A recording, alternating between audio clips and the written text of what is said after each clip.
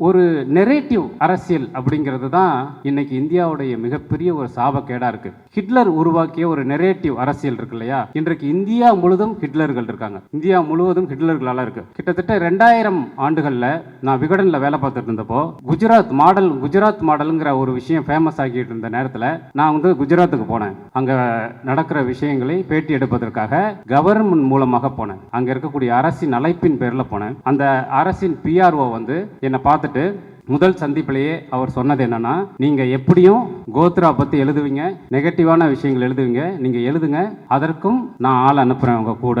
ஆனா நீங்க அப்படி 2 செய்திகள் எழுதி கொள்ளுங்கள், நான் உங்களுக்கு 3 செய்திகள் தருகிறேன், அதையும் நீங்க போட்டுறணும் அப்படின்னாரு. அதாவது 2 உண்மைகளை எழுதினால் 3 பொய்கள் இலவசம். அதுதான் அவங்க வச்ச அந்த விஷயம். இன்றைக்கு வரைக்கும் இந்தியாவின் ஊடகங்களை பிஜேபி அப்படிதான் கட்டுப்படுத்திட்டு இருக்கு. இந்தியா முழுவதும் அப்படியான ஒரு நெரேட்டிவ் அரசியலை பிஜேபி இப்போ வரைக்கும் பண்ணிட்டு இருக்கு. ஸோ இதை இது ஒரு மிகப்பெரிய வியாதியா இந்தியா முழுவதும் இன்றைக்கு பரவி இருக்கு. இதை எதிர்த்து செய்யக்கூடியது அப்படிங்கிறது ஆர்கானிக்காக வரக்கூடிய ஒரு ஆற்றல் மிகு மக்கள் அரசியலால் மட்டும்தான் இதை எதிர்க்க முடியும் நான் நினைக்கிறேன். அப்படியான ஒரு மக்கள் அரசியலை முன்னெடுப்பதற்கு சகாயம் தோழர்கள் போன்றவர்களால் மட்டும்தான் முடியும். அப்படியான ஒரு பெரிய இணைப்பை நாம் ஏற்படுத்த வேண்டும். நான் தனி மனிதரா சொல்லல, நான் எப்போதுமே தனி மனிதர்களை, தனி மனித துதியை, இந்த முகங்களை முன்னிறுத்துவதை விரும்பாதவன். இந்த மேடையில் கூட இங்க ஒரு படத்துடைய விஷுவல்ஸ் போட்டிங்க இல்லையா, அவரே மேடையில் இருக்காரு. எதற்காக இந்த பிம்பங்களை விதைக்கிறீங்க அப்படின்னு தான் நான் கேட்கிறேன். அது தேவையில்லை. எதுக்காக இந்த மேடையில் ஒரு திரைப்படத்தின் காட்சிகளை, அது நல்ல திரைப்படம் தான், அது நல்ல கருத்து தான், அந்த விஷுவல்களை இங்க பார்க்கணுங்கிற அவசியம் இல்லையே. பிம்பங்களை தயவு செய்து விதைக்காதீர்கள். இந்த தலைமுறையிடாவது அதை எடுத்துட்டு போவாதீங்கன்னு நான் சொல்றேன். உண்மை இருக்கும்போது எதுக்கு பிம்பத்தை பிடிச்சி தொங்குறீங்க? அதுதானே முக்கியம். அதுதான் நான் உங்களுக்கு அப்படி ஒரு உண்மையான தோழர்களாக, வழிகாட்டி கூட இல்லை, தோழர்களாக நமக்கு எதிர்கால அரசியலை செதுக்குவதற்கான ஆட்கள் தேவைப்படுறாங்க. நல்ல கண்ணையா இந்த கடைசி தறியில் கண்டாங்கி சேலைங்கிற அந்த தலைப்பு இருக்குல்ல, அதுவே ரொம்ப பொயட்டிக்காகவும் ஒரு துயரமாகவும் இருந்தது. எனக்கு சம்டைம் தோணும், இன்னைக்கு இருக்கக்கூடிய இந்த ஒரு தடவை நம்ம சமூக ஊடகத்தில் சுத்திட்டு வந்தோம்னு வச்சுங்க, யூடியூப்லலாம் சுத்திட்டு வந்தோம் அப்படின்னாக்கா தலை சுத்தும், கிருகிருங்கும். ஒரு பக்கம் அமித்ஷா, ஒரு பக்கம் யார் அந்த சார், நடுவில் முக்தார் பேட்டிகள், இதையெல்லாம் பார்த்தோம் அப்படின்னா தலை சுத்தும். ஐயோ எங்கடா போகிறோம் நம்ம அப்படிங்கிற ஒரு எண்ணம் நமக்கு வரும். அதற்கு நடுவில் நமக்கான நம்பிக்கைகளாக நல்லக்கண் ஐயா மாதிரி அவர்கள் இன்னமும் இருக்கிறார்கள். இன்னமும் இந்த உலகத்தில் அறம் இருக்கிறது, அறத்தை நோக்கி நாம் செல்லலாம் என்கின்ற அந்த நம்பிக்கையை நமக்கு ஏற்படுத்தக்கூடிய நல்லக்கண் ஐயா மாதிரியானவர்கள் இருக்கிறார்கள். அப்பப்போ நான் யோசிப்பேன், நல்லக்கண் ஐயா மாதிரியானவர்களும் போய்விட்டால் யார் இருக்கிறார்கள் இங்கே நம்மை வழிநடத்துவதற்கு? ஏன்னா இந்த தலைமுறை மிகவும் ஒரு ஃபேக்கான, ஒரு பொய்யான, நிறைய செய்திகளுக்கு நடுவில் வாழக்கூடிய ஒரு தலைமுறையாக மாறிவிட்டது. இதற்கு நடுவில் நம்மை வழிநடத்தும்போது யாரெல்லாம் இருக்காங்க அப்படின்னு அப்படியான அவநம்பிக்கை வரும்போதெல்லாம் சகாயம் போன்றவர்கள் வந்து விடுகிறார்கள். அது ரொம்ப முக்கியமான விஷயமாக நான் பார்க்கிறேன். நான் பாஷா தோழர் மாதிரி சிற்றுரை ஆட்டாமல் ஒரு பெரிய உரை ஆற்றலான்னு இருக்கேன். அவர் ஃபோனில் பேசுகிற வரைக்கும் எனக்கு மாணிக்கமாக இருந்தார். ஸ்டேஜில் ஏறினவுடனே பாஷாவாகிட்டார். தோழர்களே, மகத்தான மக்கள் தலைவர், இந்த தலைமுறைக்கும் அறத்தின் நம்பிக்கையாய் இருக்கக்கூடிய நல்லக்கண் ஐயாவுக்கு என்னுடைய வணக்கங்கள். நான் பொதுவாக பேச்சாளராக ஆகிறதுக்கு எனக்கு ஏதாவது ரெஃபரன்ஸ் கொடுங்க அப்படின்னு கேட்டு வர்ற எல்லாருக்குமே 3 பேருடைய பேச்சை கொடுப்பேன். கலைஞர், சோ, பழக்கருப்பையா, இவங்களுடைய பேச்சை கொடுப்பேன். இவங்களுடைய கருத்துக்களும் தத்துவங்களும் வெவ்வேறாக இருந்தாலும் அந்த வே ஆஃப் ப்ரெசன்டேஷன், மக்கள்கிட்ட தங்களுடைய கருத்தை எடுத்து சொல்லக்கூடிய அந்த முறை மிகவும் வலிமையானதாகவும் எளிமையானதாகவும் இருக்கும். அதனால் அப்படியான ஒரு அற்புதமான பேச்சாளர் பழக்கருப்பையா தோழர் அவர்களுக்கும், நான் எப்போவுமே ஒரு விஷயத்தை நம்புகிறவன், அதை சொல்லிக்கிட்டே இருக்கிறவன், இந்தியா மாதிரியான உலகின் மிகப்பெரிய ஜனநாயக நாடு அரசால் மட்டும் இயங்கவில்லை. அதன் ஜனநாயகம் முழுமையடைவது என்பதும் அது இப்போதும் ஓரளவு அறத்தோடு இயங்கிக் கொண்டிருப்பதும் அறப்போர் இயக்கம் மாதிரி, ஜெயம்ராம் மாதிரியான தோழர்களால் மட்டும்தான். அதை நான் உறுதியாக நம்புகிறேன். அப்படி இந்தியா முழுக்க இருக்கக்கூடிய தோழர்கள் தான் இன்னமும் இந்த ஜனநாயகத்தை மீது ஒளிவாய்ச்சி கொண்டிருக்கிறார்கள் அப்படின்னு நினைக்கிறேன். அப்படியான தோழருக்கும் என்னுடைய வணக்கங்கள். தோழர்களே, இந்த புத்தகத்தை நான் முழுமையாக படிக்கலை, மேக்சிமம் படித்தேன். என்னென்னா எனக்கு இந்த பிடிஎஃப்பில் படிக்கிற பழக்கம் இல்லை. இப்போ புத்தகமாக படித்தா உடனே படிச்சிருவேன், பிடிஎஃப் படித்தா தலைவலி வந்துடும் சீக்கிரமாக. அப்படி இந்த டெக்னாலஜியோட நமக்கு அப்படி ஒரு முரண்பாடு உண்டு. ஸோ இந்த புத்தகத்தை படித்த வரைக்கும் எனக்கு மலையாளத்தில் 73 மலையாற்றூர் ராமகிருஷ்ணன் அப்படிங்கிற ஒரு ஐஏஎஸ் ஆஃபீஸர் எழுதின யந்திரம் அப்படிங்கிற ஒரு நாவல் இருக்குது.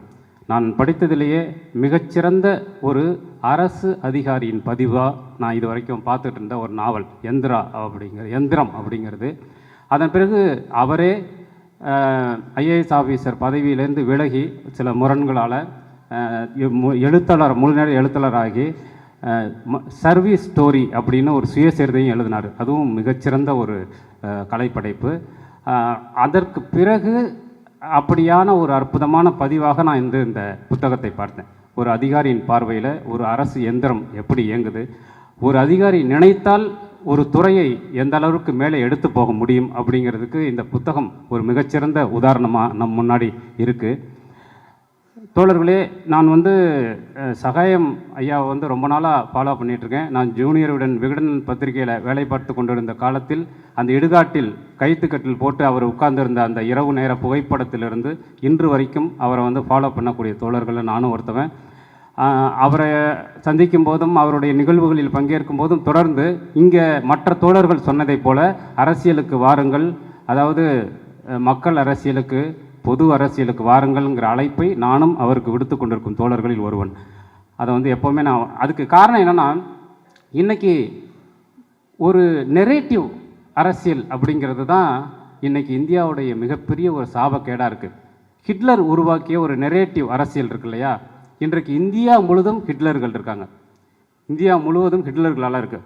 கிட்டத்தட்ட 2000 ஆண்டுகளில் நான் விகடனில் வேலை பார்த்துட்டு இருந்தப்போ குஜராத் மாடலுங்கிற ஒரு விஷயம் ஃபேமஸ் ஆகிட்டு இருந்த நேரத்தில் நான் குஜராத்துக்கு போனேன். அங்கே நடக்கிற விஷயங்களை பேட்டி எடுப்பதற்காக கவர்மெண்ட் மூலமாக போனேன். அங்கே இருக்கக்கூடிய அரசின் அழைப்பின் பேரில் போனேன். அந்த அரசின் பிஆர்ஓ என்னை பார்த்துட்டு முதல் சந்திப்பிலேயே அவர் சொன்னது என்னென்னா, நீங்கள் எப்படியும் கோத்ரா பற்றி எழுதுவீங்க, நெகட்டிவான விஷயங்கள் எழுதுவீங்க, நீங்கள் எழுதுங்க, அதற்கும் நான் ஆள் அனுப்புகிறேன் உங்கள் கூட. ஆனால் நீங்கள் அப்படி 2 செய்திகள் எழுதி கொள்ளுங்கள், நான் உங்களுக்கு 3 செய்திகள் தருகிறேன், அதையும் நீங்கள் போட்டுடணும் அப்படின்னாரு. அதாவது 2 உண்மைகளை எழுதினால் 3 பொய்கள் இலவசம். அதுதான் அவங்க வச்ச அந்த விஷயம். இன்றைக்கு வரைக்கும் இந்தியாவின் ஊடகங்களை பிஜேபி அப்படி தான் கட்டுப்படுத்திகிட்டு இருக்கு. இந்தியா முழுவதும் அப்படியான ஒரு நெரேட்டிவ் அரசியலை பிஜேபி இப்போ வரைக்கும் பண்ணிகிட்டு இருக்கு. ஸோ இதை இது ஒரு மிகப்பெரிய வியாதியாக இந்தியா முழுவதும் இன்றைக்கு பரவி இருக்குது. இதை எதிர்த்து செய்யக்கூடியது அப்படிங்கிறது ஆர்கானிக்காக வரக்கூடிய ஒரு ஆற்றல் மிகு மக்கள் அரசியலால் மட்டும்தான் இதை எதிர்க்க முடியும்னு நான் நினைக்கிறேன். அப்படியான ஒரு மக்கள் அரசியலை முன்னெடுப்பதற்கு சகாயம் தோழர்கள் போன்றவர்களால் மட்டும்தான் முடியும். அப்படியான ஒரு பெரிய இணைப்பை நாம் ஏற்படுத்த வேண்டும். நான் தனி மனிதராக சொல்லலை, நான் எப்போதுமே தனி மனிதர்களை, தனி மனித துதியை, இந்த முகங்களை முன்னிறுத்துவதை விரும்பாதவன். இந்த மேடையில் கூட இங்கே ஒரு படத்துடைய விஷுவல்ஸ் போட்டிங்க இல்லையா, அவரே மேடையில் இருக்கார், எதற்காக இந்த பிம்பங்களை விதைக்கிறீங்க அப்படின்னு தான் நான் கேட்குறேன். அது தேவையில்லை. எதுக்காக இந்த மேடையில் ஒரு திரைப்படத்தின் காட்சிகளை, அது நல்ல திரைப்படம் தான், அது நல்ல கருத்து தான், அந்த விஷுவல்களை இங்கே பார்க்கணுங்கிற அவசியம் இல்லையே. பிம்பங்களை தயவு செய்து விதைக்காதீர்கள். இந்த தலைமுறையிடையாவது அதை எடுத்துகிட்டு போகாதீங்கன்னு நான் சொல்கிறேன். உண்மை இருக்கும்போது எதுக்கு என் பிம்பத்தை பிடிச்சி தொங்குறீங்க? அதுதானே முக்கியம். அதை தான் நான் உங்களுக்கு அப்படி ஒரு உண்மையான தோழர்களாக, வழிகாட்டி கூட இல்லை, தோழர்களாக நமக்கு எதிர்கால அரசியலை செதுக்குவதற்கான ஆட்கள் தேவைப்படுறாங்க. இப்போ நல்லக்கண்ணு ஐயா இந்த கடைசி தறியில் கண்டாங்கி சேலைங்கிற அந்த தலைப்பு இருக்குல்ல, அதுவே ரொம்ப பொயட்டிக்காகவும் ஒரு துயரமாகவும் இருந்தது.